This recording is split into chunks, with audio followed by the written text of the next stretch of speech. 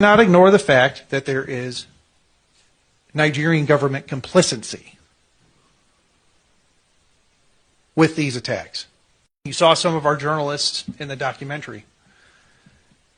We wanted to be an organization that tells the truth about what's happening in Nigeria, hence truthnigeria.com. I want to just kind of let everybody know and help you understand how Nigerian news works. If a Nigerian government official does not call for a news conference, the event did not exist. So in order for the narrative to get to the mainstream media, get picked up by Al Jazeera, get picked up by CNN, everything else, it comes from a Nigerian government source. From the very beginning, they determine the narrative. The reporters regurgitate the government narrative. We decided to be a voice and try to help change that paradigm and created Truth Nigeria to document what is actually happening. How many of you guys know that there were 10 Christians killed in Kaduna just the other day? How many of you know that there were 30 Christians killed in Plateau just a week ago? How many of you know that besides the 280 Christians that were killed in Yellowwater on June 13th,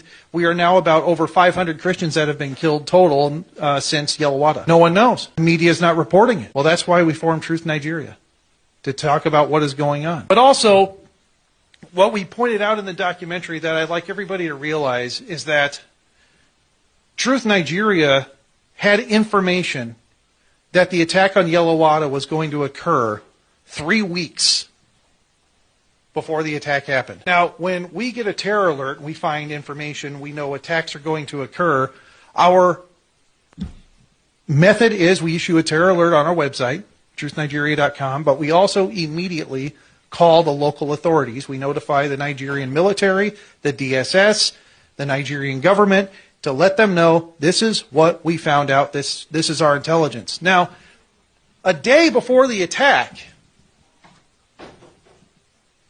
we got word that there's movement happening. They are mobilizing, and they are coming for Yellowwater. So the day before, our team notified the government, the local authorities, the army, the police, and said, hey, there's movement, they're coming, watch out. What happened? Absolutely nothing. The government stood by and did nothing with advance warning multiple times. In fact, there's a military fob with soldiers that was less than a kilometer away while the attacks were going on, shooting warning shots in the air, but did not engage the terrorists as people were being burned to death, hacked to death with machetes, and being slaughtered.